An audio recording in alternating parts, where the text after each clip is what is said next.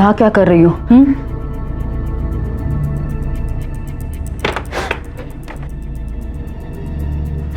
चल लौकर। नहीं माँ, चल, हमारे पास और कोई चारा नहीं है। अरे कौन भरोसा करेगा तुझ पर, और किस मुंह से बताएगी उनको तू? हाँ? चल। आखिर ऐसा क्या हुआ था कि एक माँ ने अपनी ही बेटी को खुदकुशी करने की सलाह दी और खुद भी खुदकुशी कर ली? जीना इतना मुश्किल क्यों हो गया था उनके लिए? और अगर उनके साथ कोई अन्याय हुआ था, कुछ गलत हुआ था, तो माँ बेटी पुलिस के पास जा सकती थी। लेकिन इस घटना के 2 महीने के बाद कुछ ऐसा हुआ जिसने सबको हैरान कर दिया।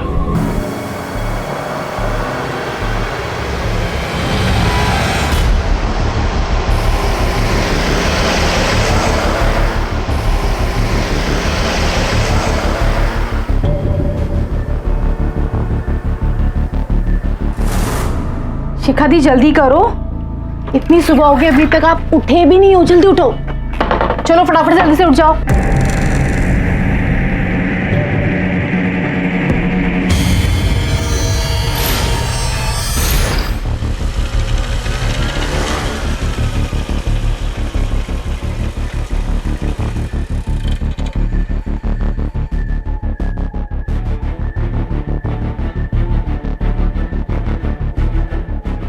आप सुनिए। हाँ मुझे FIR लिखवानी है। हाँ, वहाँ पे।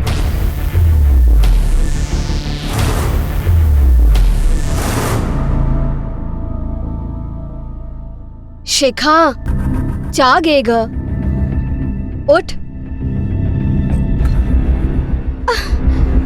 काय झालं? तबीयत ठीक नहीं है क्या? नहीं बहनी, बस वो सर दर्द से फटा जा रहा है बस। है का है ये निशान कैसे? और ये गले पर क्या हुआ? पता नहीं। 1 महीने से आपके साथ ऐसा हो रहा है। मतलब सुबह आप जब जागती हैं तो आपको याद कुछ नहीं होता, पर पता चलता है कि आपके साथ किसी ने जबरदस्ती की है। जी, जब भी ऐसा होता है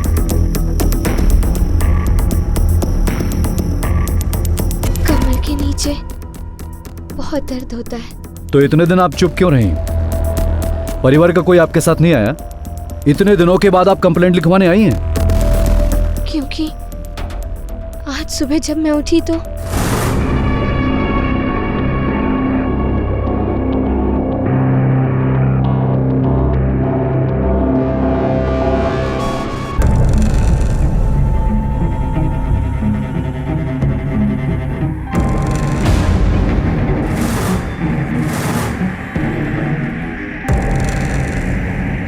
इसका मतलब कोई तो है जो आपके साथ ये बार बार कर रहा है, लेकिन आप नहीं जानती वो कौन है। जी नहीं, होश में रहती तो जान पाती।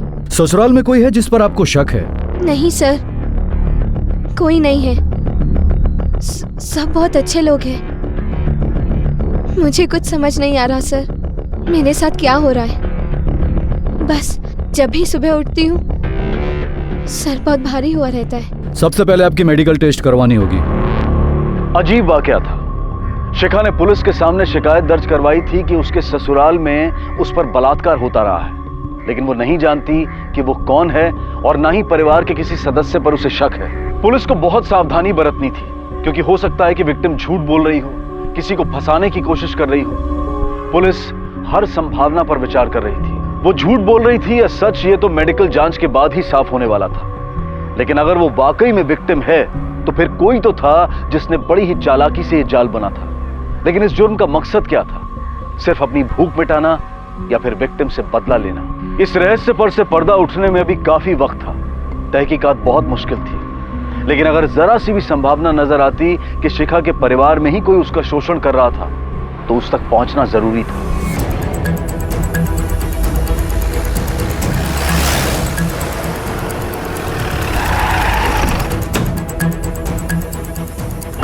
क्या हमारी बहू शिखा ने ये रिपोर्ट लिखवाई है? इंस्पेक्टर साहब, अगर ऐसा कुछ है भी तो उसे मुझे बताना चाहिए था, अपने सास को बताना चाहिए था। 2 बहुएं और भी हैं, उनसे कुछ कह देती। जब घर का ही कोई शामिल हो इस जुर्म में तो वो किसी से कैसे कहती? कैसे बताती वो, कैसे भरोसा कर लेती किसी पर? आखिर इस घर की 4 दीवारी में इतना बड़ा कांड हुआ है, उसका तो भरोसा ही टूट गया होगा ना। और वैसे भी इस मामले में तो कोई भी औरत चुप्पी ही साध लेती है। माँ, इसका ये मतलब तो नहीं कि वो सीधा पुलिस के पास चली जाए? सर, इसमें कोई सच्चाई नहीं है, सब झूठ है सर। अब वो घर में किसी से तो बात कर सकती थी। अब लोग ये... 1 मिनट, शिखा का रूम का उस तरफ। जादव चेक करा।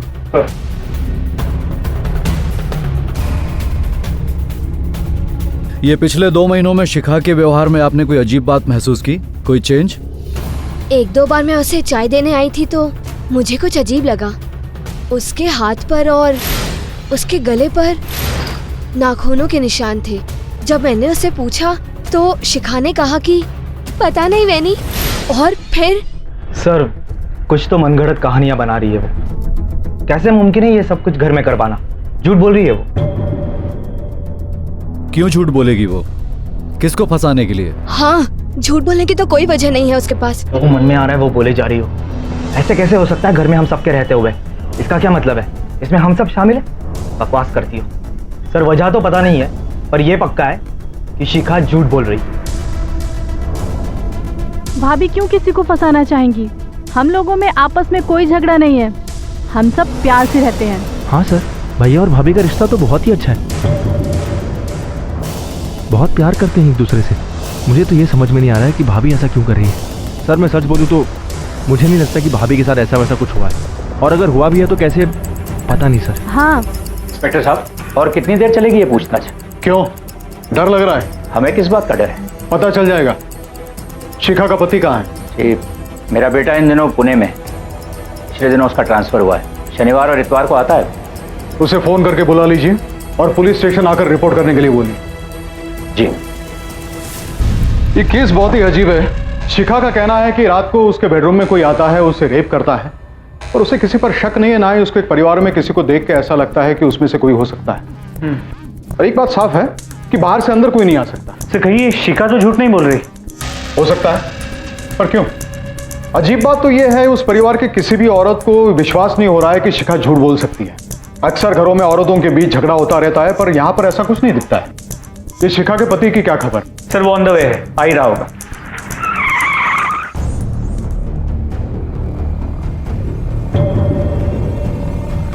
ये बात आपको अजीब नहीं लगती? आपका परिवार कहता है कि आप दोनों के बीच में बहुत प्यार है।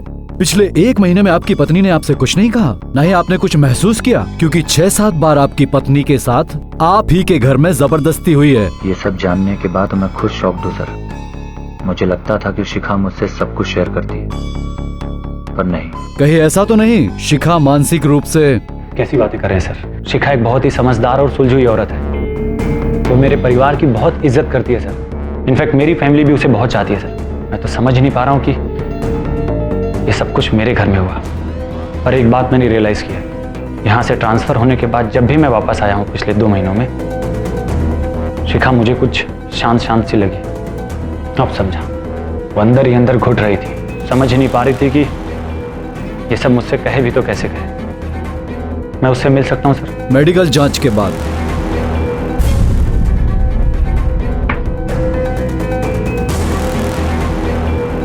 शिखा के साथ रेप हुआ है, और वो भी बड़ी बेरहमी के साथ। उसके प्राइवेट पार्ट पर इंजरीज हैं और बॉडी पर कुछ निशान भी पाए गए हैं, कुछ पुराने और कुछ ताजे। Thank you doctor.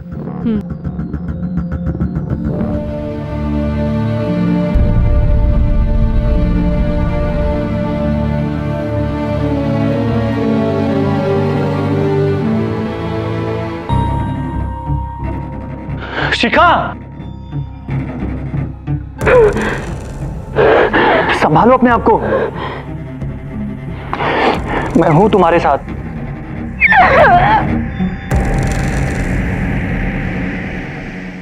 आपकी बहू के साथ पिछले 1 महीने में 6-7 बार जब वो हादसा हुआ, तब आप कहां थे? ये कैसा सवाल कर रहे हैं आप? मैं अपनी बहू को बेटी मानता हूं। एक बार सोचिए तो, किससे क्या सवाल कर रहे हैं आप? मैं ऐसा सोच भी नहीं सकता। सोचने के लिए तो कोई भी कुछ भी सोच सकता है। जल्दी बताओ सच क्या है। देखिए सर, हमारे पास फालतू का टाइम नहीं है कि शिखा की एक झूठ की वजह से हम रोज रोज पुलिस स्टेशन के चक्कर लगाए। मैं वैसा आदमी नहीं हूं सर, मेरा एक छोटा सा ऑफिस है, मैं इज्जतदार आदमी हूं। इज्जतदार लोग ऐसे घटिया जुर्म नहीं करते, ऐसा कहीं लिखा है? तुम्हारे घर में रेप हुआ है तो तुम्हारे घर में से ही कोई एक होगा। अच्छा होगा तुम हमें सच बताओ, वरना हमें और भी तरीके आते हैं सच उगलवाने के। देखिए सर, आप ऐसी बात नहीं कर सकते मेरे साथ। मेरे खिलाफ कोई सबूत है आपके पास? सबूत भी हाथ लग जाएंगे। नहीं सर, हमारे घर में एक और आदमी है, हमारा नौकर बबलू। नौकर? जी सर, वो रोज रात रसोई में सोता है। जरूर उसी ने ऐसी घटिया हरकत की होगी। सर उसकी शादी भी नहीं हुई अब तक, और जब से आप लोग पूछताछ करने के लिए घर पे आए वो तब से गायब है। सर एक बात को शायद हमने मिस कर दी। शिखा का कहना है कि उसके सोने के बाद उसके साथ कोई रेप करता और उसे पता तक नहीं चलता। हो सकता है ये रेपिस्ट उसे कोई ड्रग देता हो या उसके खाने में कुछ मिलाता हो। ये काम घर का ही कोई कर सकता है। हो सकता है कोई औरत इसमें इन्वॉल्व हो। शिखा के ब्लड टेस्ट करवाओ और पता करो कि उसके ब्लड में कोई ड्रग के ट्रेसेस है क्या। सर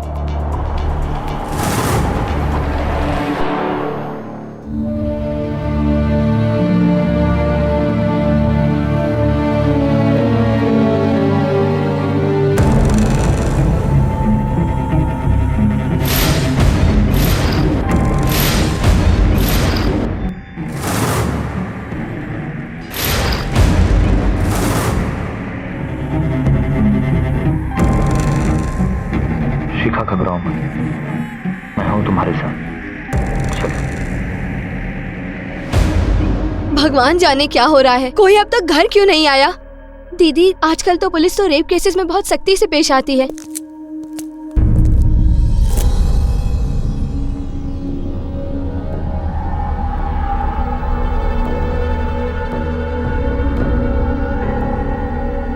नहीं समझ आ रहा मुझे कि मैं क्या कहूँ।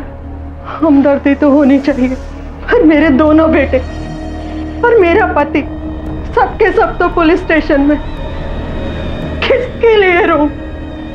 उनके लिए कि तेरे लिए? माँ, भूखा गया आपको? और ये किस तरह की बातें कर रही हैं आप? अब समझा कि घर में रहने के बावजूद शिखा इतनी चुप क्यों थी? अपना दुख, अपना दर्द किससे बांटती? आप लोगों से? आप पर भरोसा करती वो?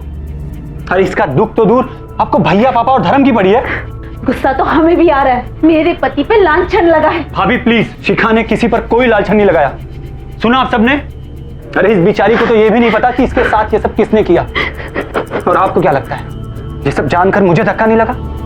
पर एक बात तो समझ गया हूं मैं, ये जो कुछ भी हुआ है इस घर की चार दीवारी के बीच हुआ है, तो पूछताछ तो होगी। उन तीनों मर्दों के अलावा और कौन है चौथा इस घर में? बबलू कहाँ है? क्या हुआ साहब?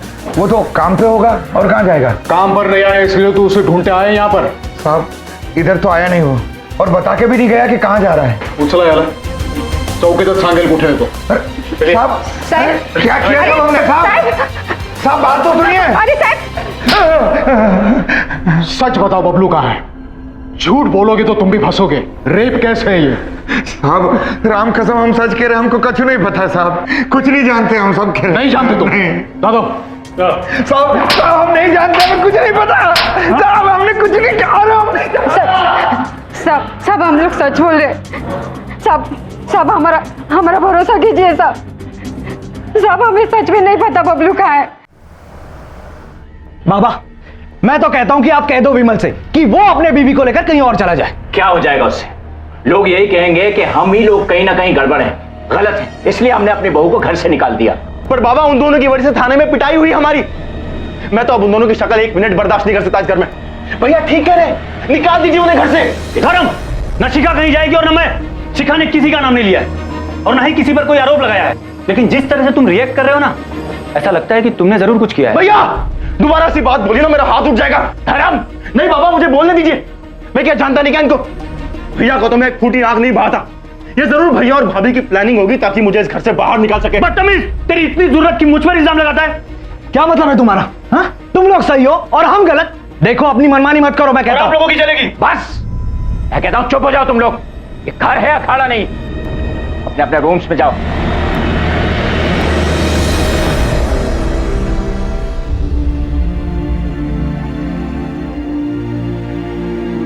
शिखा,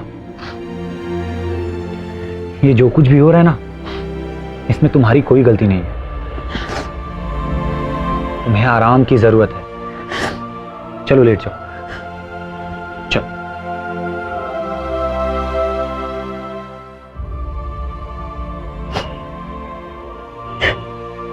बस रोना बंद। अरे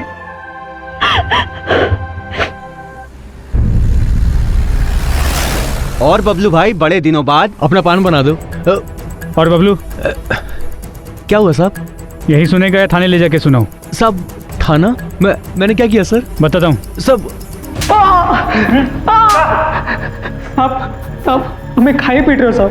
हमारे क्या हिम्मत कि हम किसी की तरफ आंख उठा के देखें। फिर इतने दिन तक छुपा कहा था? काम पे क्यों नहीं गया? साहब ऐसी कोई बात नहीं साहब। सब बोलने तो दो साहब। हम तो उनके कमरे में भी नहीं जा सकते थे क्योंकि हम रसोई में सोते थे और धर्म भैया हॉल में। धर्म हॉल में सोता था? हाँ साहब। क्यों? वो सब नहीं बता साहब, लेकिन इतना मालूम है कि धर्म भैया शिखा भाभी से बहुत नफरत करते थे और विमल भैया से भी उनकी बिल्कुल नहीं पटती थी। हमेशा झगड़ा होता था साहब। ये सब आप उन्हीं को पूछो ना साहब। शुरुआत में लग रहा था बहुत मीठा रिश्ता है इन देशमुखों का आपस में। अब पोल खुल रही है, दरारें नजर आ रही हैं। इन सब का कच्चा चिट्ठा खोलना पड़ेगा। बबलू, जब भी बुलाए पुलिस स्टेशन चले आना। शहर छोड़ के बाहर मत जाना, तुझ पे नजर है हमारी। नहीं, मेरी बेटी यहाँ नहीं रहेगी। माँ जी, शिखा यहीं रहेगी। रहना तो आपको भी नहीं चाहिए इन लोगों के साथ दामाद जी। आपके ही परिवार से किसी ने इतना घिनौना काम किया है, दम नहीं घुटता इस घर में। आप हम पर क्यों उंगली उठा रही है? पुलिस ने पूछताछ की ना हमसे, कुछ हाथ आया? हमें तो ऐसे लगता है ना कि आपकी बेटी नौटंकी कर रही है। पता नहीं कौन सी दुश्मनी निकाल रही है हम सबसे। भैया, शिखा के बारे में इस तरह अनाप शनाप बकना बंद करिए। हम घर छोड़कर नहीं जाएंगे माँ जी। जिसने पाप किया है वो लोग जाएंगे, और अगर किसी को हमसे प्रॉब्लम है तो वो बेशक ये घर छोड़कर जा सकता है। विमल, सारे निर्णय तुम ही कर लोगे, हम जनता है अभी। और बहन जी, माना कि आपकी बेटी के साथ कुछ गलत हुआ है, आप हम पर लांछन मत लगाइए। शिखा, शिखा नहीं, क्या कर रहे हो? शिखा, छोड़ो। अरे क्या कर रही हो ये? शिखा छोड़ो, छोड़ो इसे। क्या कर रही हो तुम? क्या करूं मैं? और मेरी वजह से घर में क्लेश हो रहे हैं, भाइयों में झगड़े हो रहे हैं, घर की शांति भंग हो गई है। ये जान दे दोगी? मैं आप लोगों के सामने हाथ जोड़ती हूँ, प्लीज मेरी वजह से लड़िए मत, प्लीज।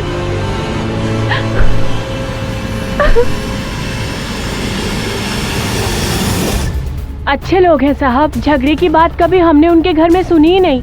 अशोक जी की एक दुकान है, अब सौरभ चलाता है। विमल, वो अकेला ही घर में नौकरी करने वाला है, पर धर्म, उसने तो बाप को डुबा ही दिया।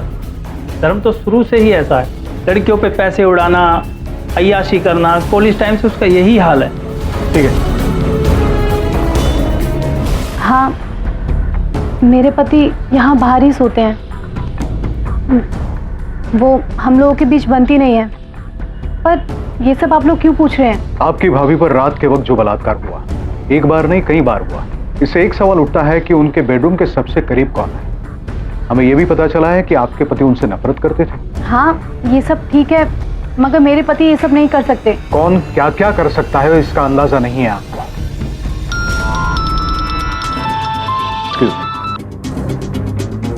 हाँ बोलो। सर, इस धर्म की सारी इन्फॉर्मेशन निकाल ली।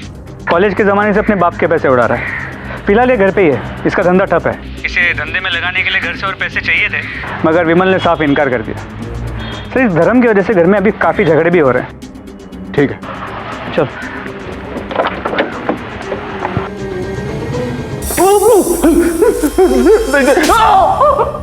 चुपचाप अपना जुर्म कबूल कर ले, ये तेरे लिए भी आसान होगा और हमारे लिए भी। लेकिन सर, जब मैंने कुछ किया नहीं तो मैं कैसे मान लूं सर? बताता या और खातिरदारी करूं तेरी। सर मैं मानता हूँ कि मेरी विमल भाई और भाभी से बिल्कुल नहीं बनती। इनफैक्ट मेरी पूरी फैमिली से मेरी नहीं बनती। कोई मेरी मदद ही नहीं करना चाहता। यहाँ तक कि मेरी बीवी भी मेरे बारे में यही सोचती है कि मैं निकम्मा हूँ, किसी काम का नहीं हूँ सर। वो तो तुझे अपने साथ बेडरूम में सोने भी नहीं देती।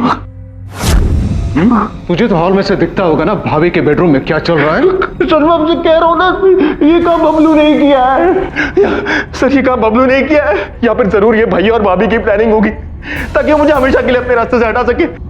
वो तो यही चाहते हैं कि बाबा की पूरी जायदाद उन्हीं को मिले, इसलिए तो वो मेरे बाबा को भी मुझे पैसे देने से रोकते हैं। सर मैंने कुछ नहीं किया है सर, मैंने कुछ नहीं किया है।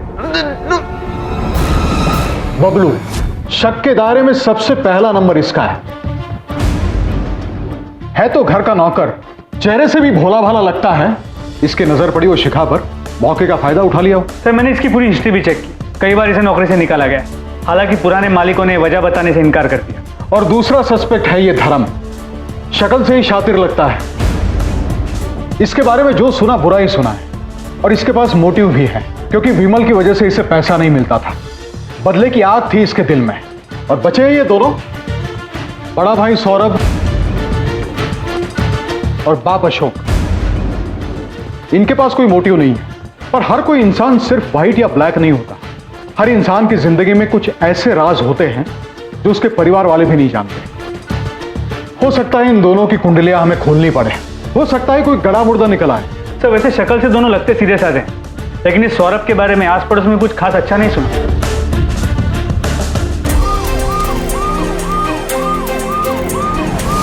खाना तो खा लो, ठंडा हो जाएगा। मिस्टर सौरभ, हमें आपके ऑफिस की तलाशी लेनी। लेकिन सर वारंट है हमारे पास। सर मैं एक इज्जतदार आदमी हूँ सर, आप इस तरह मेरी इज्जत की उछाल रहे। ला दो सर, वन चेक करो। बाहर ये चल।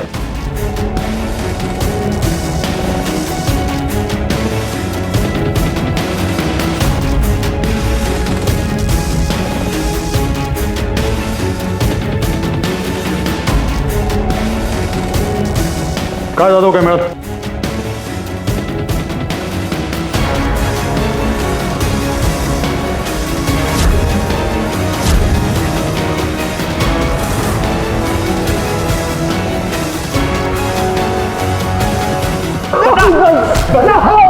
बता देख, तेरी इज्जत की धज्जियां ना वैसे भी उड़ चुकी है। चुपचाप सच सच बता दे। साहब मैं एक शरीफ और इज्जतदार आदमी हूँ साहब। तू कितना शरीफ है ना, ये तेरे मोबाइल और तेरे लैपटॉप से पता चल चुका है। पॉर्न वेबसाइट्स देखता है, कई पॉर्न वेबसाइट्स का तो तू प्रीमियम मेंबर भी है। हाँ साहब वो लत लग गई है साहब। साहब सिर्फ देखता हूँ साहब, कभी कुछ किया नहीं साहब। और रेप के बारे में तो सोच भी नहीं सकता हूँ साहब। अच्छा, जब ये मोबाइल पे वीडियोस देखता है तो तेरे कान में क्या मंदिर की घंटियां बजती है? देख तू फंस चुका है। सच बोलने के अलावा तेरे पास कोई रास्ता नहीं है। अब मैं सच कह रहा हूँ साहब, मैंने शिखा के साथ कुछ गलत नहीं किया है साहब, कुछ गलत नहीं किया है। कुछ नहीं किया? नहीं साहब। तोड़े ला सर, उनकी नजरें बिल्कुल अच्छी नहीं थी। कभी कोई सामान रखने जाओ या थोड़ा झुको तो टकटकी लगाकर देखते रहते थे।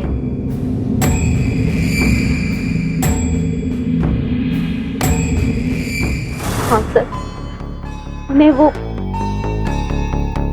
अलग अलग तरीके से करने की आदत है। मुझे बहुत गंदा लगता था, मुझे बहुत गुस्सा भी आता था। मैंने उनसे बहुत बार कहा कि मैं आपकी बीवी हूँ, कोई प्रोस्टिट्यूट नहीं हूँ, लेकिन वो मेरी कोई बात नहीं मानते। जब जब शिखा के साथ जबरदस्ती हुई, आपके पति बेडरूम में ही थे? सर, घर का सारा काम मैं करती हूँ, इतना थक जाती हूँ कि एक बार सोती हूँ तो फिर सुबह तक आंख नहीं खुलती, किसी चीज का कोई होश नहीं रहता मुझे। हम तो उनसे दूर दूर ही रहते थे सर, जानबूझकर छूने की भी कोशिश करते थे और ऐसे दिखाते हैं जैसे गलती से हाथ लग गया। लेकिन क्या हम बुद्धू हैं?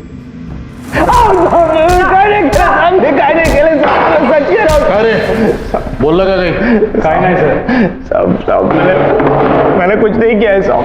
मैं सच कह रहा हूँ साहब, मैंने कुछ नहीं किया है साहब। सिर्फ पॉर्न फिल्म देखता हूँ साहब। हर आदमी तो देखता है ना साहब पॉर्न फिल्म। वो पॉर्न फिल्म देखने वाला रेपिस्ट तो नहीं होता है ना साहब। तू कर सकता है, खुद की बीवी को तंग करता है, हर औरत को बुरी नजर से देखता है तू। साहब सिर्फ सोच सकता हूँ साहब, कुछ करने की हिम्मत नहीं है साहब मुझे। और आई शपथ साहब, मैंने शिखा के साथ कुछ गलत नहीं किया है साहब। लेकिन ऑफिस की औरतें, कस्टमर्स, सोसाइटी की औरतें, हर औरत को बुरी नजर से देखता है, घूर घूर के देखता है। ये तो तुझ जैसे लोग हैं जिनकी वजह से औरतों को बाहर निकलना मुश्किल हो जाता है। साहब अगर शिखा बोलती है कि उसके साथ कुछ जबरदस्ती हुई है तो उसे कुछ तो पता चलता, वो कौन है, उसे कुछ तो याद आता साहब। ऐसे कैसे हो सकता है कि उसे कुछ भी पता नहीं है। जादव, चार्जशीट तैयार करा। औरतों के साथ गलत व्यवहार करने के जुर्म में कुछ दिन हमारा मेहमान बन के रहेगा। साहब मैंने कुछ नहीं किया है साहब। सर ये सौरभ भी हमारा मेन सस्पेक्ट लगता है। उसके दिमाग में तो ऐसे कीड़े भी हैं और उसने अपनी बीवी तक को नहीं छोड़ा। उसके खिलाफ हमारे पास कोई सबूत नहीं है, ना ही अशोक के खिलाफ। और अशोक के पास कोई वजह नहीं है शिखा या विमल से बदला लेने की। और उसके बारे में किसी ने कोई बुरी बात तक नहीं की। दुकान का स्टाफ है, आस पड़ोस की औरतें, सब उनकी इज्जत करते हैं। मैंने मेडिकल रिपोर्ट्स मंगवाए थे, उसका क्या हुआ? सर विटामिन B12 के ट्रेसेस मिले। डॉक्टर ने कहा कि किसी दवाई का साइड इफेक्ट हो सकता है। जादव पता करो शिखा को सोने से पहले कोई दवा लेने की आदत थी क्या? मतलब स्लीपिंग पिल्स या विटामिन B डेफिशिएंसी की दवा। हो सकता है कि किसी ने इस आदत का फायदा उठाया हो और कोई घर का ही हो सकता है। एक बार अगर वो आदमी मिल गया तो आगे की सारी कड़ियां अपने आप सुलझ जाएगी। शिखा रात सोने से पहले दूध पीती थी जी। और अक्सर वो लेने आती थी, आप उसे देने जाती थी। मैं देने जाती थी। कहीं ऐसा तो नहीं कि आप उसमें कुछ मिला देती थी ताकि उसे होश ना आए? और वैसे भी आपकी पति की आदतें आप बर्दाश्त नहीं कर पा रही थी। कहीं आपने उसे मौका नहीं दिया शिखा के साथ वो सब करने का? हमने ऐसे केसेस देखे हैं जहां पर अपनी शादी को बचाने के लिए, अपने पति को खुश करने के लिए औरतें क्या क्या नहीं कर बैठती। मैंने ऐसा कुछ नहीं किया अपने पति के लिए, सुना आपने? और हम विश्वास कर बैठे आप पर।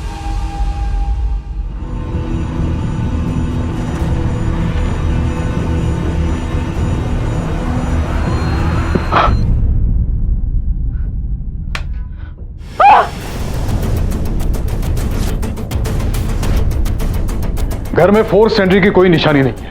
किसी ने धर्म की आवाज भी नहीं सुनी इस घर में। घर के अंदर का भी तो कोई हो सकता है। हो सकता है। सर कहीं शिखा या विमल या इन दोनों ने मिलकर धर्म पे तो हमला नहीं किया? उन्होंने इस बात को मान लिया हो कि धर्म ही वो आदमी है जिसने शिखा के साथ रेप करने की कोशिश की हो। घर की अच्छी तरह से तलाशी लो, मैं शिखा के बेडरूम में जाता हूं। सर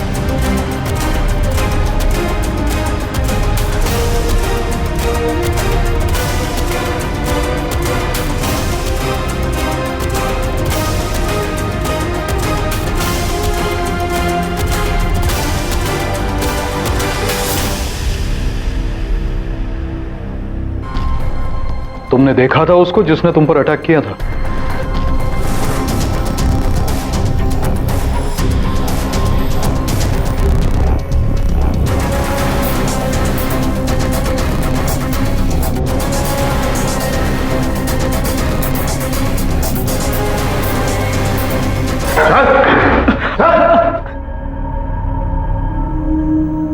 क्यों जान लेने की कोशिश की धर्म की?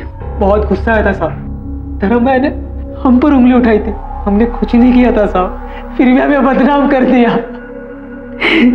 जिस दिन आप उठा के ले गए तब से आस पड़ोस के लोग भी बात करना बंद कर दिए। माँ बाप भी अच्छे से बात नहीं करते।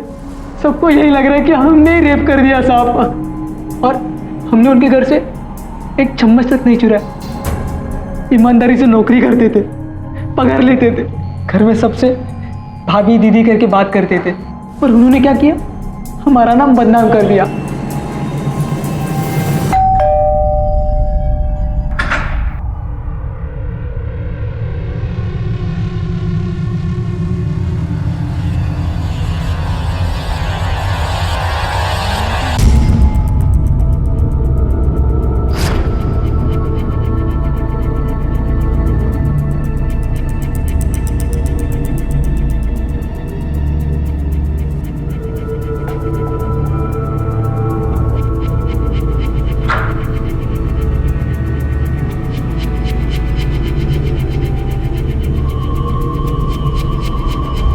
पुलिस एक तरह से डेड एंड पर पहुंच चुकी थी।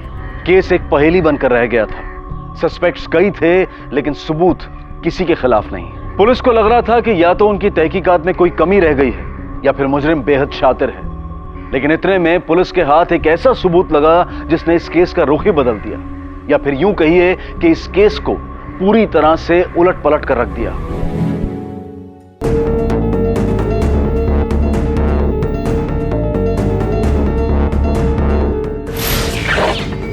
आपकी अलमारी से मिला है,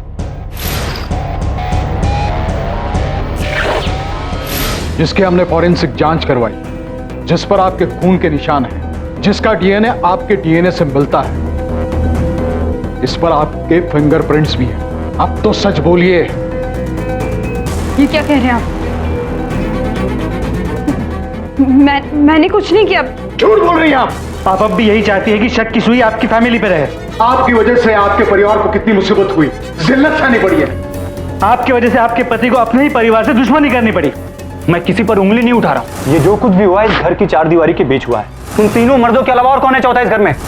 और फिर भी आपका कहना है कि आप सच बोल रही हैं। अब जानती हैं आपके परिवार के टूटने की वजह सिर्फ आपका झूठ। खुला मैंने झूठ।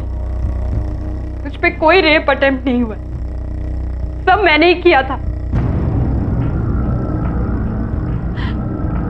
मुझे इंसाफ चाहिए था। इंसाफ? कैसा इंसाफ? हमारी नौकरानी शिल्पा की बेटी मुग्धा, उसे इंसाफ दिलाना चाहती थी। ये नहीं पता था कि बात यहां तक पहुंच जाएगी। उस हादसे से इतनी डिस्टर्ब थी कि कुछ करना चाहती थी। सोचा इस तरह से सच सामने आएगा। सच? कौन सा सच? किस सच की बात कर रही हो तुम? मुग्धा के रेप का सच। हम दोनों साथ साथ बड़े हुए, साथ साथ खेले पड़े, बहुत अच्छे फ्रेंड्स थे हम दोनों। ताई किती छान दिसतेस। इधर आ। क्या? बैठ।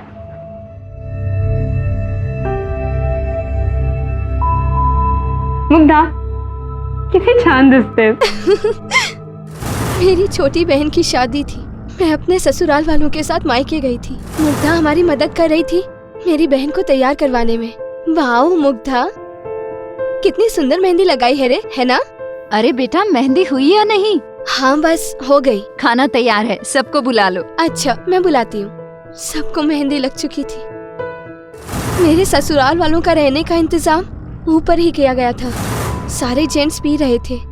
ताई, हाँ तू रुक, मैं बुला कर लाती हूँ। अच्छा चल ठीक है, जा। मैंने मुग्धा को उनको बुलाने को भेजा था, और जब बहुत देर तक वो नहीं लौटी तो ए मुग्धा का नहीं आली अजून।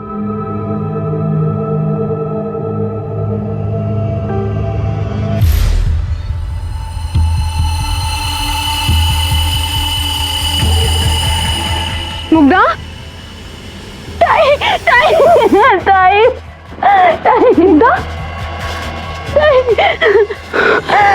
ये सब किसने किया? ये वो ताई, वो किसने किया? बोल मुग्धा। उस वक्त आपने पुलिस में रिपोर्ट क्यों नहीं लिखवाई? करना चाहती थी सर। मैंने माँ को सब कुछ बताया था, अगर उसने मुझे कहा पुलिस में जाने की कोई जरूरत नहीं, मैं झगड़ी माँ से। अगर उसने मेरी एक ना सुनी, अगले दिन उसने शिल्पा ताई से बात की और कहा कि इस बात को फैलने ना दे, फिर ससुराल की बदनामी होगी। बेचारी शिल्पा ताई सब कुछ चुपचाप सुनती रही, कुछ नहीं बोली। शादी के 2 दिन बाद मैं तब भी आवाज उठाना चाहती थी, दोनों को इंसाफ दिलवाना चाहती थी, पर माँ ने मुझे कुछ नहीं करने दिया। चुप कर मेरी बच्ची, चुप हो जा। वो दोनों चली गई है भगवान के घर। तू अपनी जिंदगी क्यों खराब कर रही है? नहीं आई मुग्धा, चुप कर। तेरे ससुराल में अगर ऐसा कोई है तो किस पे उंगली उठाएगी? मैं कहती हूँ सब कुछ भूल जा, तुझे मेरी कसम। मेरी माँ मेरी शादी बचाना चाहती थी, पर मुझे चैन नहीं था। मुझे किसी भी तरह उस दरिंदे को ढूंढना था। अजीब उलझी हुई सोच थी शिखा की। अपनी बचपन की सहेली को इंसाफ दिलाने के लिए अजीब तरीका ढूंढा था उसने। अपने पूरे परिवार को मुजरिमों के कटघरे में लाकर खड़ा कर दिया था उसने। पर हुआ क्या? अंत में उसी के खिलाफ रेप का झूठा इल्जाम लगाने के लिए केस रजिस्टर किया गया। शिखा अरेस्ट हुई और कुछ दिनों बाद जमानत पर रिहा भी। पर तब तक सब कुछ बिखर चुका था। पति ने डिवोर्स लेने के लिए केस दायर कर दिया था, ससुराल से नाता टूट गया था, वो एकदम अकेली पड़ गई थी। अपनी दोस्त को इंसाफ दिलाने की कोशिश में शिखा अपना सब कुछ गंवा चुकी थी। हालांकि उसकी इस कोशिश का एक हासिल था, पुलिस ने मुग्धा और उसकी मां की आत्महत्या के केस की दोबारा जांच शुरू की।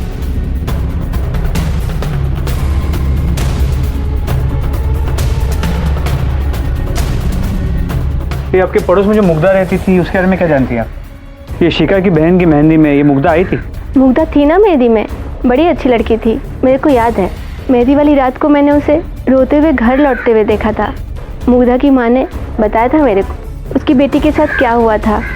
मैंने ही बोला था चुप रहे, बड़े लोग हैं वो, तेरी बेटी की बदनामी होगी, उनका कुछ नहीं जाएगा, पैसा फेंकेंगे बच जाएंगे। अब पुलिस जान चुकी थी कि शिखा की बहन की मेहंदी वाली रात ही मुग्धा के साथ बलात्कार हुआ था और उसके बाद ही उसने और उसकी मां शिल्पा ने आत्महत्या की थी। लेकिन अब ना तो मुग्धा की डेड बॉडी थी और ना ही दूसरा कोई जरिया जिससे यह साबित हो सके कि उस रात मुग्धा के साथ बलात्कार हुआ था। मुजरिम अब भी छुपा हुआ था, लेकिन जुर्म कभी नहीं छुपता। वो कोई ना कोई अपना निशान पीछे छोड़ ही जाता है। सर, मुग्धा की मां ने दूसरी नौकरानी को बताया था कि उसकी बेटी के साथ रेप हुआ है और ये मुग्धा की पोस्टमार्टम रिपोर्ट, जरा ध्यान से देखिए।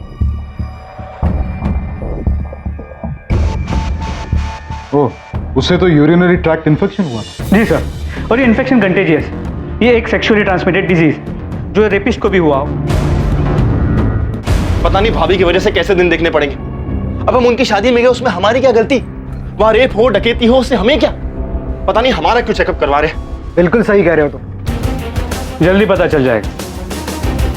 शक के दायरे में तुम सब हो। तुम जाओ।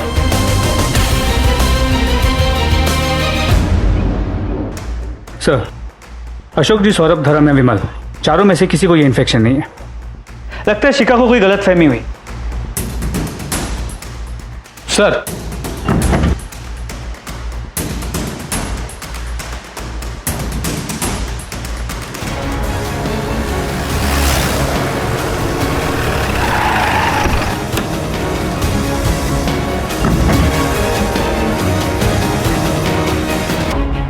अब क्या हुआ इंस्पेक्टर साहब? हमें पता चला है मुग्धा का रेप किसने किया है और वो इसी घर में से कोई एक है। आपकी फैमिली में से किसी के फोन रिकॉर्ड से इतना पता चला है कि उसे एसटीडी यानी कि सेक्सुअली ट्रांसमिटेड बीमारी हुई थी, जो मुग्धा को भी थी और जिसका इलाज उसने करवा लिया है।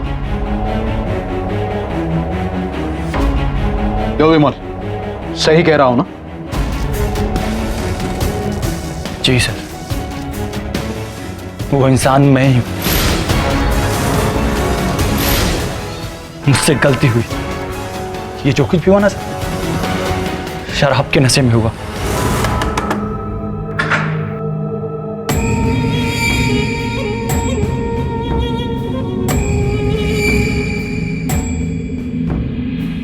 दादा, आप सबको खाने के लिए बुला रहे हैं, आप लोग जल्दी आइएगा। मुग्धा, जी दादा। एक गिलास पानी मिलेगा? हाँ दादा, अभी लाती हूँ।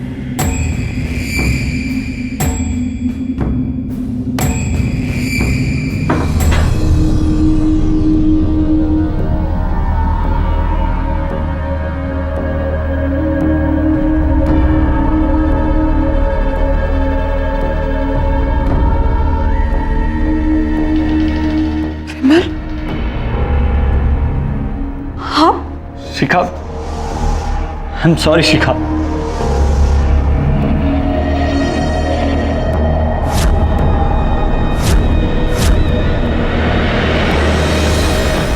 शिखा इंसाफ चाहती थी, लेकिन इसके लिए जो उसने रास्ता चुना वो गलत था। उस रात विमल शराब के नशे में था, उसे होश ही नहीं था कि वो क्या कर रहा था। उसके अंदर का दरिंदा जाग चुका था। हम सबके अंदर अच्छाई भी है और बुराई भी है। गलत ख्याल, लालसाएं, वासनाएं हम सबके मन में जागती हैं, लेकिन जरूरी है कि लगाम अच्छाई के हाथों में हो, ताकि बुराई हम पर हावी होकर हमसे कोई जुर्म ना करवा बैठे।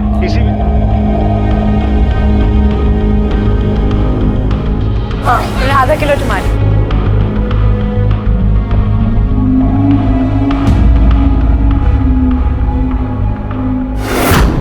नीलम, अरे कौन है तुम? छोड़ो मेरा हाथ। आज क्या हुआ तुम्हें? पहचाने नहीं मुझे? छोड़ो छोड़ो मुझे। वैसे तो औरतें अंतरिक्ष तक पहुंच चुकी हैं, हर प्रोफेशन में मर्दों के साथ कंधे से कंधा मिलाकर चल रही हैं। समाज में उन्होंने एक मकाम हासिल किया है, लेकिन क्या हमारे इस समाज में वो सुरक्षित है? भरे बाजार में किसी महिला का हाथ यूं पकड़ लेना, उसे परेशान करना, उससे जबरदस्ती करना, ये आज भी अक्सर हमारे समाज में देखने सुनने को मिलता रहता है। लेकिन क्या ये एक सभ्य समाज पर किए जाने वाले भरोसे का खून नहीं है? यूं तो इंसान आदि मानव काल से आज मॉडर्न युग में पहुंच चुका है, लेकिन क्या हम वाकई अपने मन के आदि मानव से मुक्ति पा चुके हैं? आज का एक केस आपको सोचने पर मजबूर कर देगा कि कैसे समाज और घर परिवार में आज भी औरतों की गरिमा के साथ खेला जाता है, उनके विश्वास का खून किया जाता है। मैं बहुत डर गई थी, जैसे तैसे भाग कर आई। ना जाने वो आदमी कौन था राजीव। अरे होगा कोई, अब हमारी बीवी है इतनी खूबसूरत, तुम्हें तो अभी तक आदत पड़ जानी चाहिए। अच्छा सुनो, मैं तुम्हारे लिए कुछ लेके आया। साड़ी।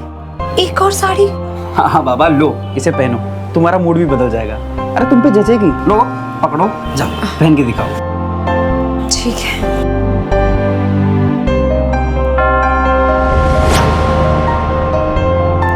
अरे वाह, तुम तो और खूबसूरत लग रही हो। अच्छा रुको, मैं ना तुम्हारी फोटोग्राफ खींचता हूँ। हाँ चलो, हाँ एक वैसे वैसे करके दो, एक दूसरे से। हाँ, और एक ऐसे ऐसे करते हुए। बेटा आज टीचर को बता देना कि ब्रेक में प्रशांत आपको रोज मारता है और साथ ही साथ आपका सारा टिफिन खा जाता है, वरना मम्मा कल खुद आ जाएंगी स्कूल। ठीक है? ओके मम्मा। चलो चलो, वैन आ गई। बाय बाय मम्मा।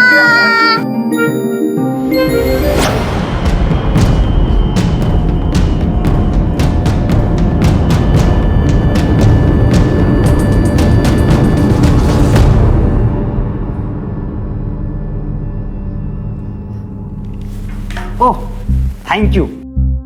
7 साल हो गए हमारी शादी को, तुम सबका कितने अच्छे से ख्याल रख रही हो। हमें तो तुम्हारी आदत पड़ गई है।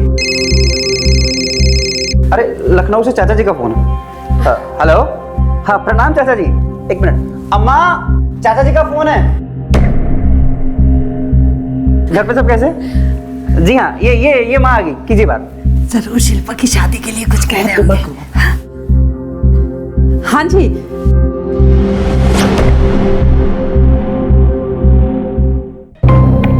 अच्छा ऐसा कहा, लेकिन पहले तो कुछ और ही कह रहे थे। शादी के रिश्ते में जबरदस्ती का सौदा तो हो नहीं सकता है ना। ठीक है, अगर कोई और हो तो बताइएगा। जी प्रणाम।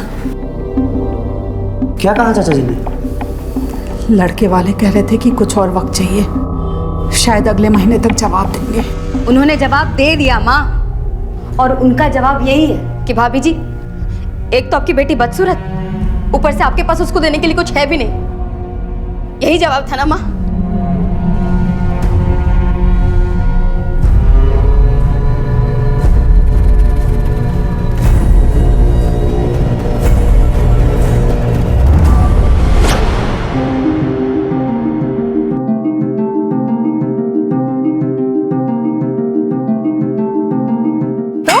क्या बोला टीचर ने? मैडम जी मैंने कुछ नहीं बोला। बेटा अगर लाइफ में सच्चे हो तो कभी डरना नहीं चाहिए। कोई बात नहीं, कल मैं टीचर से बात करूँगी, ठीक है? ओके मम्मा।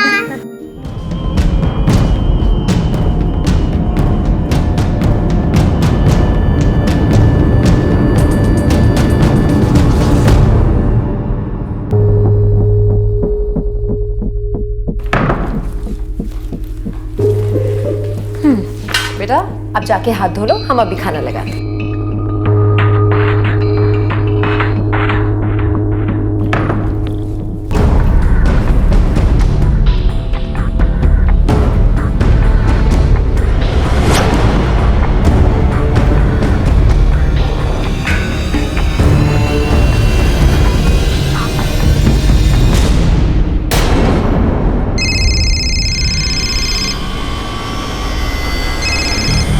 हेलो, क्या? सर, नीरव हमारे साथ घर पर ही था। हम बस किचन में खाना बनाने गए, वापस आए तो देखा वो नहीं। नीरव, हाथ मुंह धो लिया तो आ जाओ। नीरव, नीरव, नीरव, खाना तैयार है?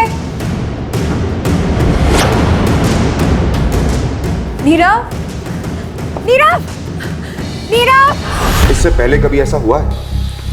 नहीं सर। आसपास पड़ोस में आपने पूछताछ की? जी मैम, पर हम नीरव को कभी भी कहीं पर भी अकेला नहीं जाने देते। किसी पर कोई शक, किसी से दुश्मनी?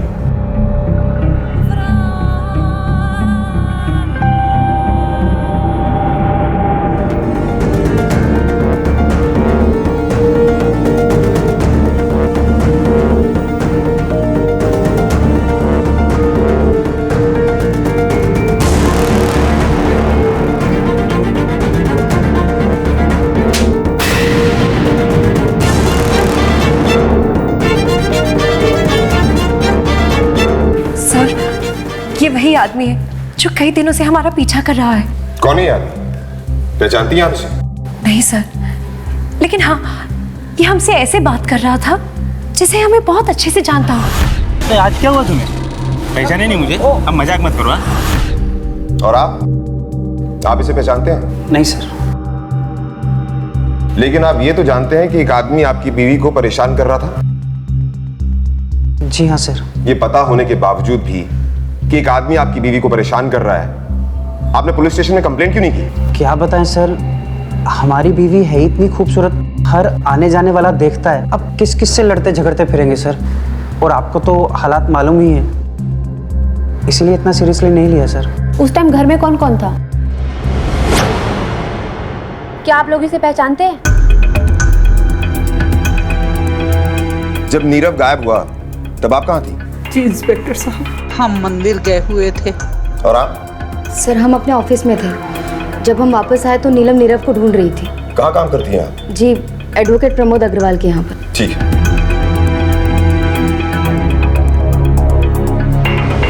प्रेरणा, बच्चा घर से गायब हुआ है और ऐसे केसेस में 90% हाथ किसी अपने का होता है। एक काम करो, इसके रिश्तेदार और घर वालों की सारी कुंडली निकालो। जी सर। एक 6 साल का बच्चा अपने घर से गायब हो जाता है और वो भी दिन दहाड़े।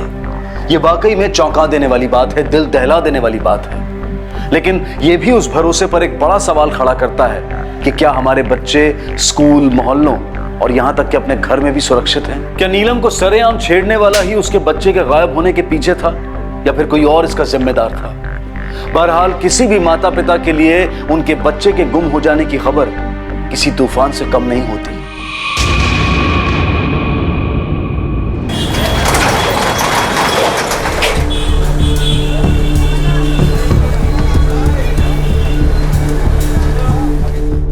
अरे राजीव भैया, ऐसी ही टेंशन कम थी क्या पैसे वापस करने की? जो भी ये बच्चे का बखेड़ा और खड़ा हो गया, अब आप ये सब कैसे करोगे? लेनदार पूरे सिर पर खड़े हुए हैं, उन्हें संभालना ही मुश्किल हो रहा है और एक चिंता और आपके लिए बढ़ गई। भगवान से मैं प्रार्थना करूंगी भैया कि नीरव जल्दी मिल जाए।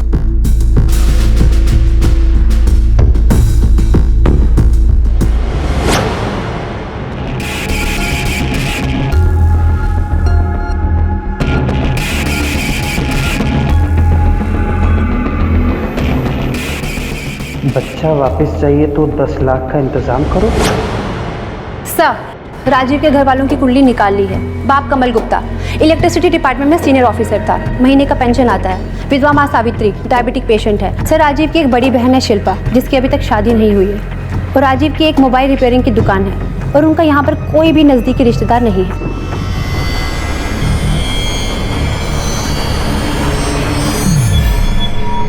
सर ये मोबाइल के ज़माने में कबूतर से पैगाम कौन भिजवा सकता है? ये जो कोई भी है बहुत शातिर है, मोबाइल को ट्रैक किया जा सकता है, इसलिए इसने लेटर भेजी, वो भी कंप्यूटर से टाइप करवा के। पत्थर पे लेटर कोई नजदीक से ही फेंक सकता है। अच्छा ये बताइए, आपकी दुकान के आसपास किसी से कोई झगड़ा या मनमुटाव? जी नहीं सर। किसी से कोई उधार लिया हो, पैसे का लेन देन? जी सर। मुकेश। अरे ये क्या? अरे आप सोडा क्यों पी रहे हो?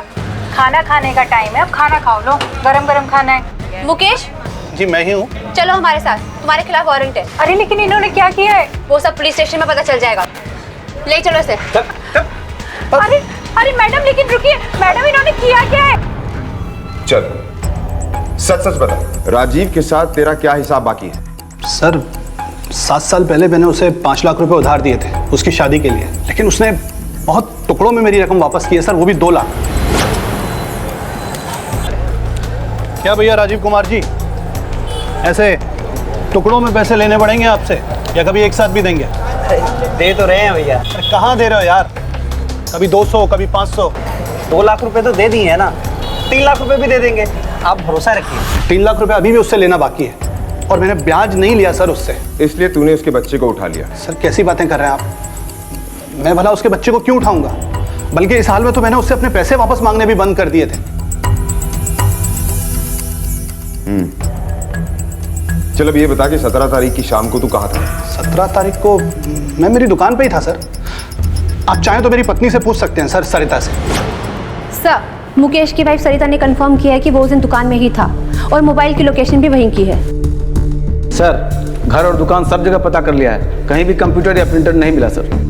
प्रेरणा, ये केस एक बच्चे की किडनैपिंग का केस है, इसमें हम किसी को भी क्लीन चिट नहीं दे सकते। सर जिस इंसान की मोबाइल रिपेयरिंग की दुकान हो, ऊपर से वो कर्जदार भी हो, सर किसी को उसका बच्चा किडनैप करके क्या मिलेगा? प्रेरणा, मुझे लग रहा है हम इस केस को गलत एंगल से देख रहे हैं। ये केस सिर्फ एक किडनैपिंग का केस नहीं लगता।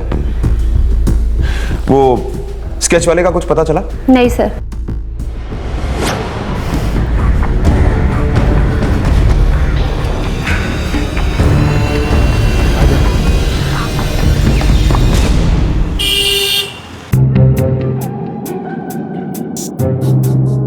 इतना वक्त हो गया, नीलम अभी तक नहीं आई।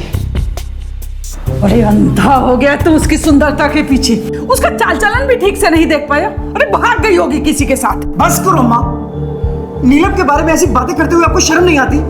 अरे क्या शर्म नहीं आती? पहले बेटे को भेज दिया और अब खुद भाग गई अपने आशिक के साथ। अरे अब तो अपनी आंखें खोल ले राजीव। दीदी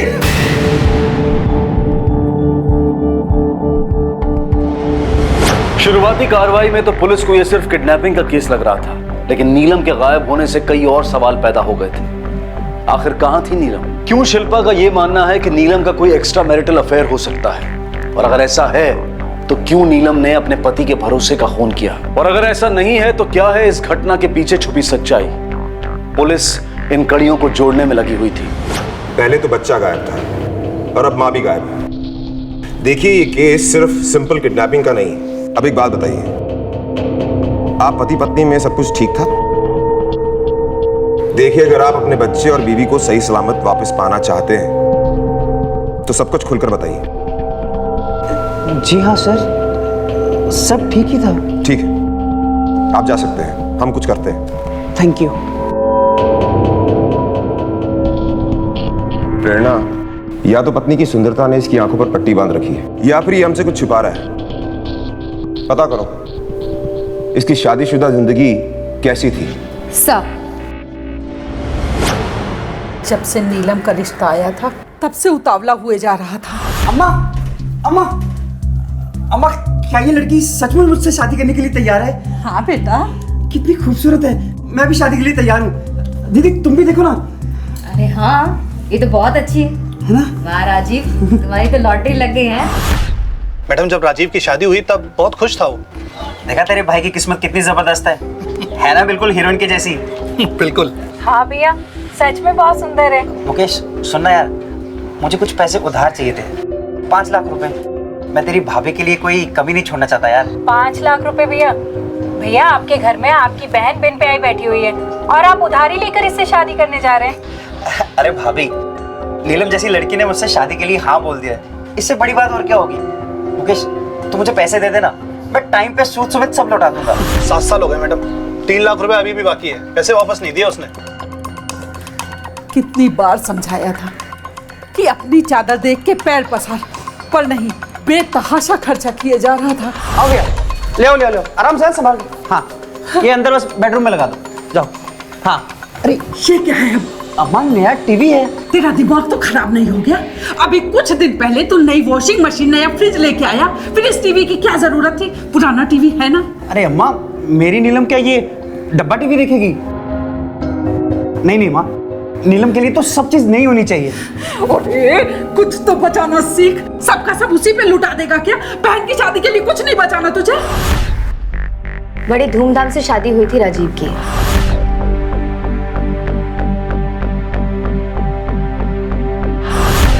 खर्चा शादी के बाद भी नहीं रुका, प्यार के साथ साथ वो भी बढ़ता ही चला गया। हर दिन नए नए गिफ्ट्स, कभी साड़ी कभी कुछ, जाने क्या क्या।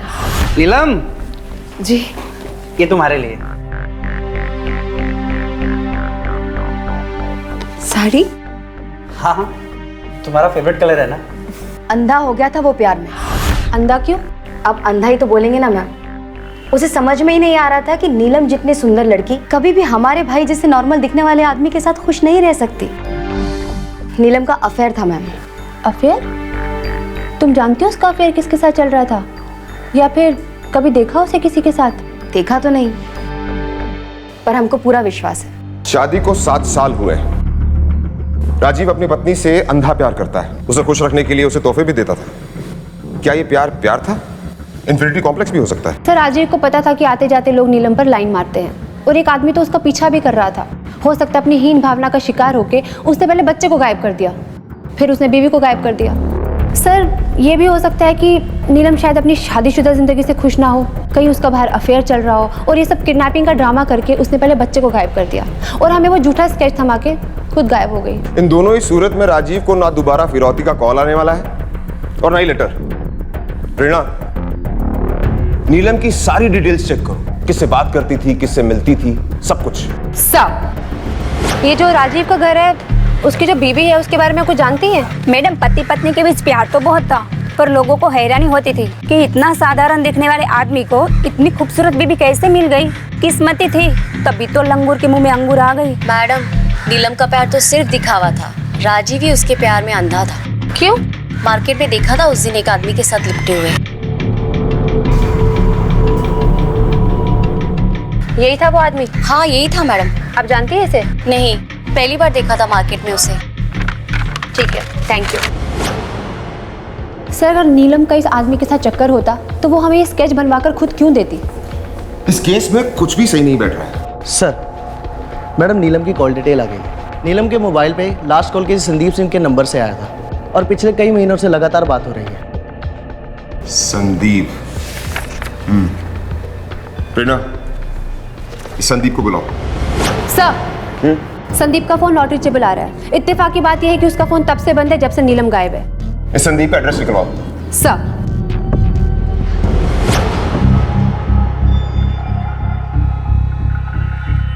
बोला? हाँ भैया। ये जो साहब अभी अंदर गए, कौन है? वो साहब घर के मालिक है। बेचारे की बीवी बच्चे कुछ दिन से गायब हो गए। ओके, ठीक है। सर, संदीप के ऑफिस फोन किया था, वो 3 दिन से ऑफिस ही नहीं आया। संदीप के घर चलते हैं।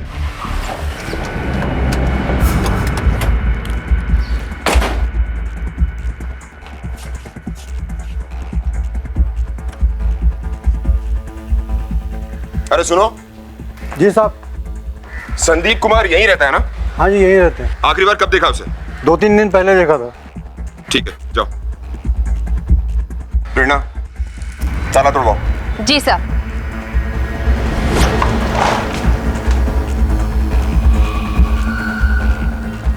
घर की अच्छी तरह से तलाशी लो। जाओ, अंदर देखो।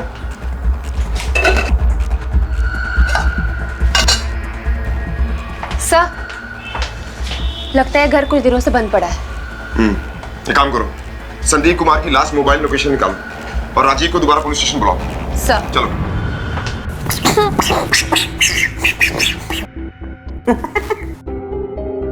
अरे मम्मी एक बार चलो खाना खा लो।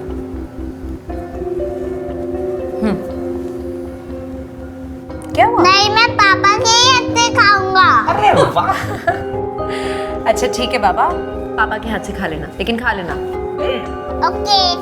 चलो पापा आज आपको खाना खिलाएंगे। हाँ, क्या खाओगे, ये कि ये हाँ।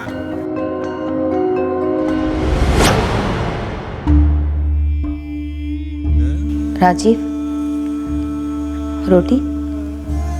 नहीं, मुझे भूख नहीं है। बेटा, आखिर ऐसे कब तक चलेगा? जब तक वो दोनों मिल नहीं जाते अम्मा।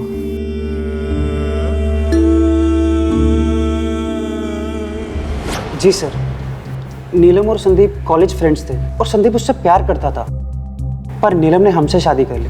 फिर हमारा एक बेटा हुआ। फिर एक दिन अचानक संदीप कानपुर शिफ्ट हो गया। सरप्राइज! मुझे पहचाना नहीं? संदीप, तुम? संदीप! आओ अंदर आओ। कैसे हो? Fantastic, how are you? Good. ये देखो, मैं तुम्हारे लिए और नीरव के लिए लाया। अरे लो। इतने सारे गिफ्ट, इसकी क्या जरूरत थी? गिफ्ट जरूरत पूरी करने के लिए नहीं, अपनापन जताने के लिए दी जाती है। और ये अपनापन मेरा नहीं, तुम्हारे मम्मी पापा का है। तुम भी ना बिल्कुल नहीं बदले हो। आओ, ये है हमारे हस्बैंड राजीव। हाय संदीप।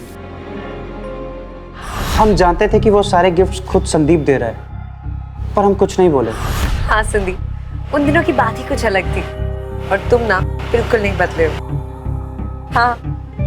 नीलम लगातार संदीप से फोन पे बात करती थी, फिर भी हम कुछ नहीं बोले। क्यों? क्योंकि हम उसका दिल नहीं दुखाना चाहते थे और हमें ये भी डर था कि कहीं वो हमें छोड़ के ना चली जाए। कहीं आपको ऐसा तो नहीं लग रहा कि आपकी बीवी संदीप के साथ भाग गई है? नहीं सर, ऐसा नहीं हो सकता। हमने एक दिन उससे पूछा था। अच्छा एक बात बताओ, तुमने मुझसे शादी के लिए हाँ क्यों की? तुम्हें तो कोई भी लड़का मिल सकता था। लेकिन आप जैसा प्यार करने वाला पति नहीं मिलता ना। आप हमारी हर छोटी बड़ी ख्वाहिश का ध्यान रखते हैं। हमें और क्या चाहिए? सर, हमें नहीं लगता कि हमारी नीलम हमें छोड़ के जा सकती है। हमारी शादी को 7 साल हो गए थे सर, और अगर वो हमारे साथ खुश नहीं होती तो कब की भाग गई होती। सर, भले ही हमने कुछ देखा ना, पर यकीन मानिए, एक औरत दूसरी औरत का दिमाग पढ़ना जानती है। नीलम का अफेयर था किसी के साथ, हमेशा बंटन के रहती थी, चाहे पति आसपास हो या ना हो। क्या बताऊं साहब, सोचा था खूबसूरत बहू आएगी तो हमारे बेटे की जिंदगी को और खूबसूरत बना देगी, पर उसने तो हम सबकी जिंदगी बदसूरत बना के रख दी। कहीं का नहीं छोड़ा।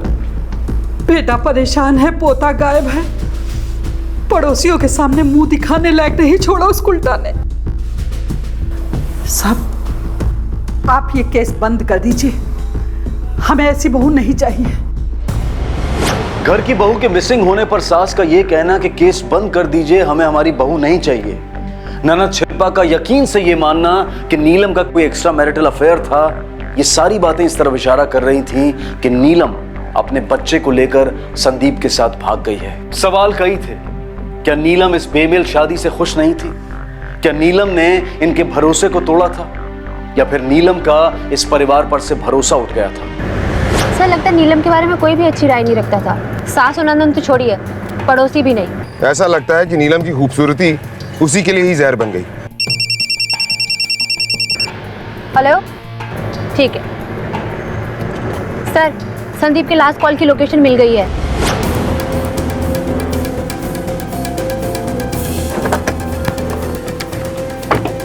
सर, ये लोकेशन ट्रेस हुई है। ठीक है, ये पूरा एरिया अच्छी तरह से सर्च करो।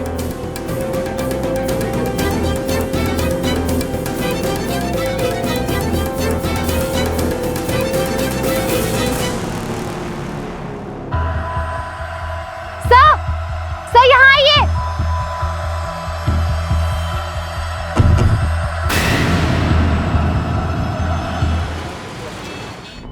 हमें तो लगा था कि नीलम जो है वो संदीप के साथ भाग गई है, लेकिन संदीप तो मर चुका है। तो फिर नीलम और बच्चा कहाँ गए? सर हो सकता है बच्चा नीलम विक्टिम ना हो, बल्कि मेन प्लेयर हो उसके पीछे। उसे संदीप का इस्तेमाल किया हो भागने के लिए और फिर उसे मार डाला। हो सकता है सर हो सकता है ये स्केच एक प्लॉट हो हम लोगों को गुमराह करने के लिए, क्योंकि आज तक ना ही कोई फिरौती का कॉल आया है ना ही कोई लेटर। प्रेरणा, मुझे लगता है हम जरूर कुछ मिस कर रहे हैं। कई बार ऐसा भी होता है कि हमारे नजदीक की चीज हमारी आंखों से ओझल हो जाती है। एक काम करते हैं, इस केस को शुरू से एनालाइज करते हैं।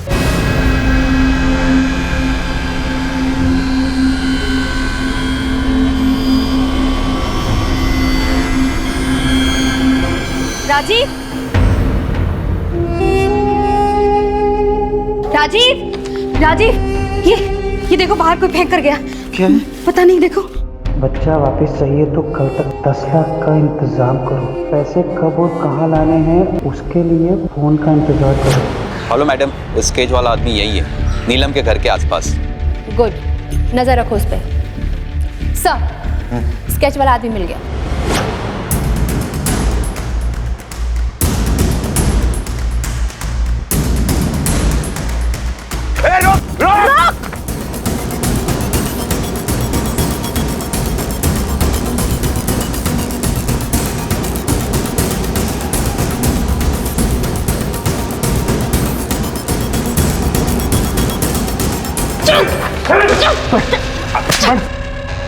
तो नीलम और बच्चा किधर है? मैडम मुझे नहीं पता। तो हमें देखकर भागा क्यों? बताएगा कैसे? तरीके से पूछो। बता दो सर, नीलम मेरी गर्लफ्रेंड है। फ्रेंड्स बुक में मिली थी वो मुझे। आज तक कभी आमने सामने नहीं मुलाकात हुई है सर। सर आपको यकीन नहीं हो रहा है? सही देख।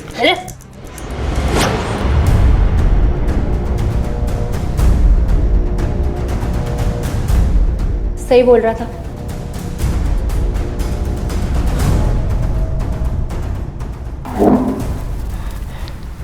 चल बता, बता सच क्या है?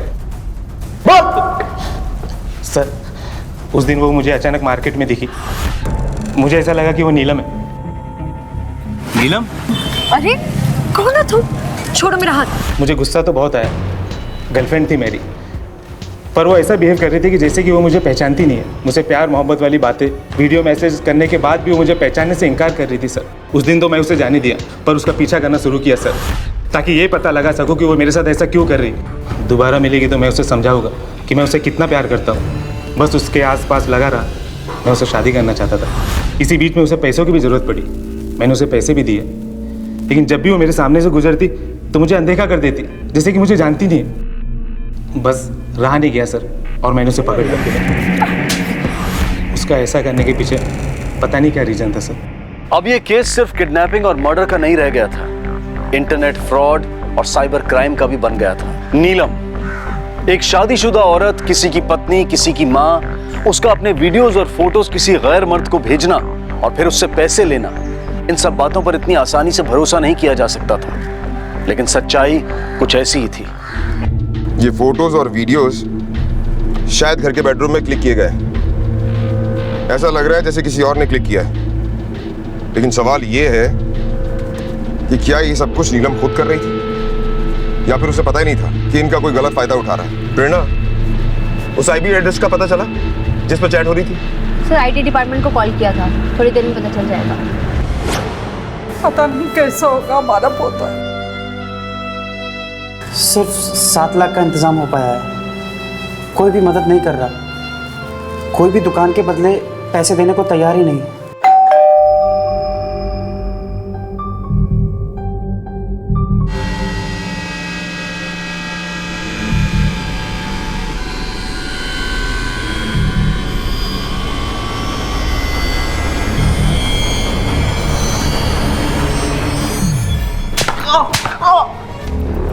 उधार लौटाने के पैसे नहीं है तेरे पास, और फिरौती के पैसे कहाँ से आए तेरे पास? हाँ? वो तो मैंने दुकान बेच के लाया था। झूठ बोल रहा है तू। तेरी सारी कुंडली हमने निकाल ली है। ये तेरे बैंक अकाउंट के डिटेल्स हैं, हमें सब पता है तूने कौन सी दुकान बेची है। अब सब सच सच बता, कहां से आया ये पैसा? बोल वरना। हम बताते हैं सर। बात दरअसल ये है सर कि हमने फ्रेंड्स बुक पे नीलम के नाम का एक अकाउंट बनाया था।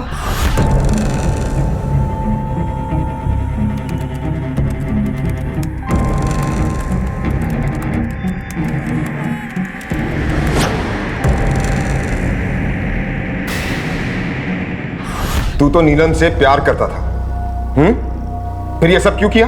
प्यार तो सर हम आज भी उससे करते हैं, पर उसने हमसे कभी प्यार नहीं किया। क्योंकि वो संदीप से प्यार करती थी। सर हमने आप लोगों से एक बात छुपाई है।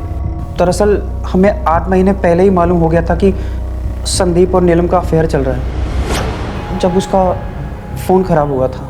सुनिए ना, देखिए हमारा फ़ोन ऑन ही नहीं हो रहा है। मैं शाम को ठीक करके ले आऊँगा। जी।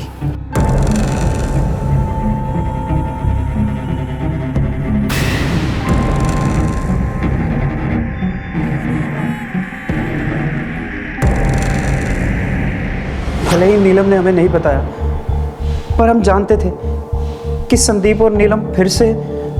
इसलिए तूने संदीप का खून कर दिया। चल जल्दी से बता दे, नीलम और बच्चा कहाँ है? नहीं नहीं सर, हम मानते हैं कि हमने नीलम के नाम का फेसबुक पे अकाउंट बनाया था और लोगों से पैसे लिए, क्योंकि हम उसे जलील करना चाहते थे, बेइज्जत करना चाहते थे।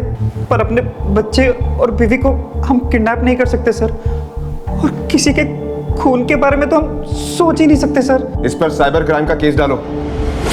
प्रेरणा, संदीप का खून और नीलम का गायब होना, इसमें इसका हाथ हो सकता है, क्योंकि प्यार में घायल इंसान किसी भी हद तक जा सकता है। और बच्चा? मुझे नहीं लगता कि इसने बच्चे को किडनैप किया है, वरना ये फिरौती की रकम नहीं इकट्ठी करता। पता करो राजीव ने फ्रेंड्स बुक पर किस किस के साथ फ्रॉड किया है। कोई हो सकता है जिसे इसकी सच्चाई के बारे में पता चल गया और उसने बदला लेने के लिए नीलम और बच्चे को किडनैप किया।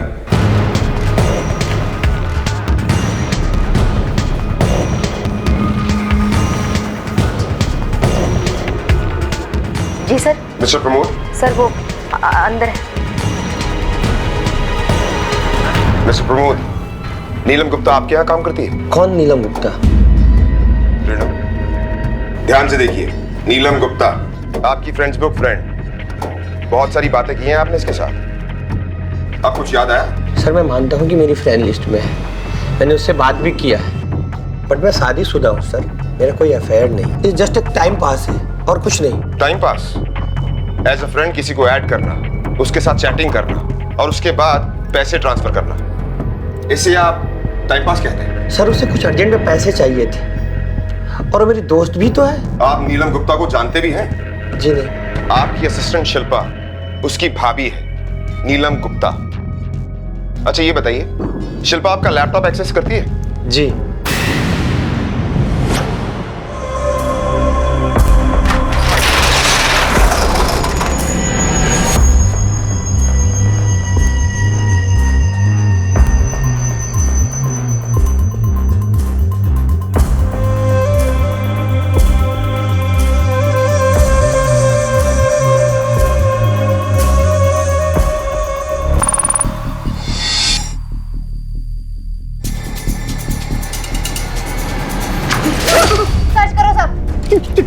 क्या हुआ सर? मैंने क्या किया सर? क्या किया? टिफिन लेकर इस गोडाउन में पिकनिक मनाने आया है? हाँ?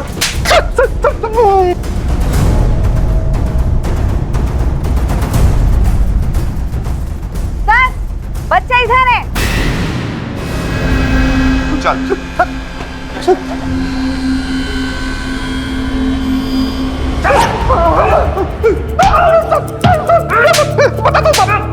बताता हूँ साहब, मैं सब सच बताता हूँ साहब। चल बोल। साहब वो राजीव से पैसे मांगते मांगते मैं थक गया था साहब, इसलिए मजबूरी में उसके बच्चे का किडनैप करना पड़ा साहब। मैडम मैं सच कह रही हूँ, हम उस बच्चे को किसी भी तरीके का कोई नुकसान नहीं पहुँचाना चाहते थे। हम तो उसे टाइम पर खाना और पीना सब दे रहे थे, बस एक बार पैसे मिल जाते तो हम उसे उसके घर पर पहुँचा देते। उसके पास पैसा था साहब, लेकिन सिर्फ अपनी बीवी पर उड़ाने के लिए। किसी भी बच्चे को किडनैप करना इतना आसान नहीं होता जब तक घर वाला साथ में शामिल ना हो। पिछले कुछ दिनों से तूने इस अननोन नंबर पर बहुत बार बात की है। किसका है ये नंबर? बोल। बताती हूँ मैडम।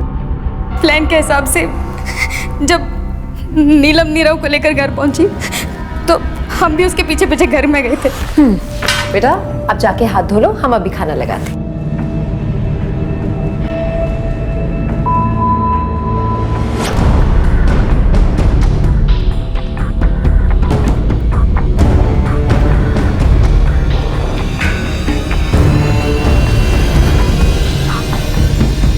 ऐसा क्या हुआ था कि अपने ही भतीजे को किडनैप करना पड़ा? हर बार लोग हमें शादी के लिए ना कर देते थे क्योंकि हम सांवले हैं। लड़के वाले कह रहे थे कि कुछ और वक्त चाहिए, शायद अगले महीने तक जवाब देंगे। उन्होंने जवाब दे दिया माँ, और उनका जवाब यही है कि भाभी जी, एक तो आपकी बेटी बदसूरत, ऊपर से आपके पास उसको देने के लिए कुछ है भी नहीं। लेजर स्किन वाइटनिंग ट्रीटमेंट करवाना चाहते थे जिसमें कुछ लाखों का खर्चा होता है। हमको पैसों की जरूरत थी सर, और राजीव उस नीलम की खूबसूरती के पीछे बिल्कुल अंधा हो गया था। अपनी कमाई से ज्यादा उस पर लुटाता था। उसको हमारी शादी की कोई चिंता ही नहीं थी। Thank you. अच्छा सुनो, मैंने तुम्हारे लिए एक डायमंड का सेट देखा है, सोच रहा हूँ तुम्हारे बर्थडे पे वो गिफ्ट कर दूं। पर उसकी क्या जरूरत है? राजीव। जी दीदी कहिए। मुझे 2.5 लाख रुपए चाहिए। इतनी रकम लेकिन क्यों? मुझे कॉस्मेटिक सर्जरी करवानी है।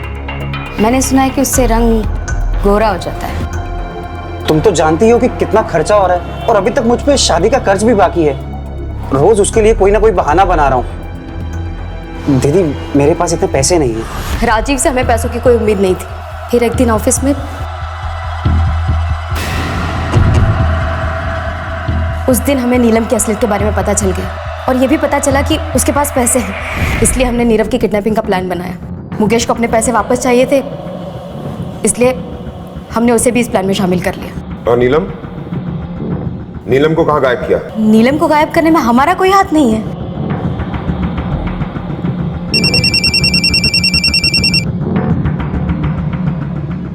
हेलो,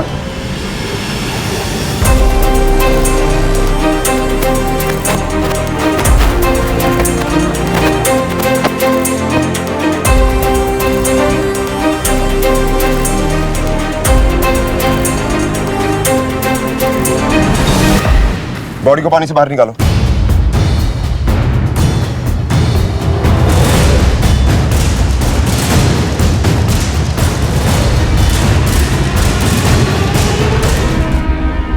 सर ऐसा लगता है कि काफी दिनों से ये पानी में थी।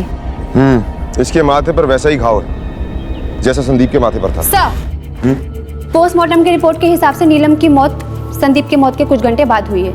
और सर, संदीप के फोन से नीलम के फोन पर फोन किया गया है, वो भी संदीप के मौत के बाद। इसका मतलब कोई संदीप को जंगल में लेकर जाता है और उसे वहां मार देता है। फिर संदीप के मोबाइल से वो नीलम को फोन करता है, उसे वहां बुलाता है और उसे भी मार देता है, और दोनों के मोबाइल स्विच ऑफ कर देता है। इसका मतलब वो कातिल दोनों को जानता था।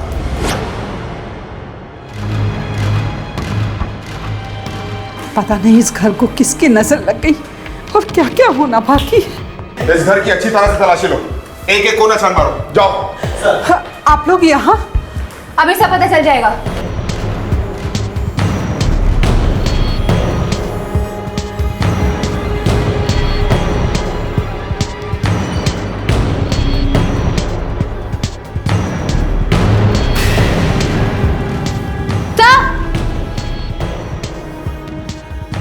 ये देखिए, दोनों फोन स्विच ऑफ करके रखे हुए थे, इसलिए हम इन्हें ट्रेस नहीं कर पाए।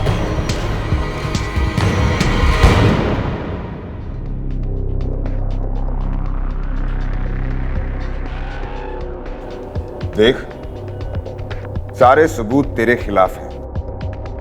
अब तू खुद बताएगा या फिर हम उगलवाएं? हमने अपने प्यार में कोई कमी नहीं छोड़ी थी सर। हमारी नीलम ऐसी बिल्कुल नहीं थी, पर जब से ये संदीप आया नीलम बदल गई। हमसे धोखा करने लगे। बस हमने भी मन बना लिया, इस मुसीबत की जड़ को उखाड़ फेंकेंगे। फिर हमने नीलम के फोन से संदीप को मैसेज किया और उसे जंगल में बुलाया। मैं जानता था कि मोबाइल से मेरी लोकेशन ट्रेस हो जाएगी, इसलिए मैंने मोबाइल घर पे ही छोड़ दिया और जंगल चला गया जहां संदीप नीलम का इंतजार कर रहा था। क्या चल रहा है तेरे और नीलम के बीच में? क्या कह रहा है तू? ये नौटंकी मत कर। मैंने खुद तुम्हारे फोटोग्राफ्स और मैसेजेस देखे उसके फोन में। मुझे पता था कि नीलम की सबसे बड़ी गलती थी तुझ जैसे आदमी से शादी करके। मैं उसे समझाऊंगा देर होने से पहले ना कि अपनी गलती सुधार ले। तू समझाएगा? समझाएगा? उसके बाद हमने संदीप के फोन से नीलम को मैसेज किया और उसे बुलाया। फिर संदीप का फोन स्विच ऑफ करके अपने पास रख लिया। और जब हम नदी के पास गए और नीलम ने हमें देखा तो वो आप यहाँ? तुमने हमें धोखा दिया। क्या कमी रह गई थी हमारे प्यार में, और अब हमारा बच्चा भी हमसे अलग करना चाहती हो? ये आप क्या बोल रहे हैं? आप गलत सोच रहे हैं, ऐसा कुछ भी नहीं है। ऐसा कुछ नहीं है। तुमने धोखा दिया तो दिया, पर हम अपना बच्चा अलग नहीं होने देंगे। बोलो कहाँ है हमारा बच्चा? ये क्या बोल रहे हैं आप? आपका बच्चा? जब आपको हम पर भरोसा ही नहीं है तो कैसे कह सकते हैं कि वो आपका बच्चा है? शर्म आनी चाहिए आपको। ना आप एक पति कहलाने लायक हैं, ना ही बाप। हमें नहीं पता था कि हमारी अपनी बहन और हमारे दोस्त ने हमारे बच्चे का किडनैप किया। हमसे बहुत बड़ी गलती हो गई सर, हमें माफ कर दीजिए सर। तुझसे एक गलती नहीं, कई गलतियां हुई हैं। अपनी सीधी सादी बीवी पर शक किया तूने, उसकी जान लेकर तूने ये बता दिया कि तू उसके लायक था ही नहीं। भरोसा ये हर रिश्ते की बुनियाद होता है, और अगर इस भरोसे में शक का कीड़ा लग जाए तो रिश्तों की इमारत को टूट कर बिखरते देर नहीं लगती। नीलम के भरोसे को राजीव ने शक का रंग दिया, जबकि वो खुद उसके खिलाफ उसके भरोसे को तार तार कर रहा था, उसकी इज्जत को सरेआम नीलाम कर रहा था। और अंत में इसी शक के जहर ने राजीव को अपनी ही निर्दोष पत्नी का कातिल बना दिया। आज फ्रेंड्स बुक पर हमारे न जाने कितने ऐसे दोस्त हैं जिन्हें हम जानते तक नहीं हैं, और कई केसेस में तो जिनकी तस्वीर देखकर हम उनसे दोस्ती का हाथ बढ़ाते हैं, हम ये भी नहीं जानते कि वो हकीकत में वैसे हैं भी या नहीं। बिना सच जाने, बिना सही जान पहचान के अपनी प्राइवेट जिंदगी सरेआम शेयर ना करें। न जाने कौन कब कहां इसका गलत फायदा उठा ले, और महिलाओं के लिए तो ये और भी ज्यादा जरूरी है। इसी विचार के साथ अब मैं अनूप सोनी आपसे विदा लेता हूं। फिर मुलाकात होगी अगले एपिसोड में एक और चौंका देने वाले केस के साथ। तब तक अपना और अपने परिवार का ख्याल रखें और देखते रहें क्राइम पेट्रोल डायल 100। सबक एक को सीख हम सबको। जय हिंद। क्राइम पेट्रोल के और भी दिलचस्प कहानी देखने के लिए हमारे चैनल को सब्सक्राइब करें और बेल आइकॉन दबाना न भूलें।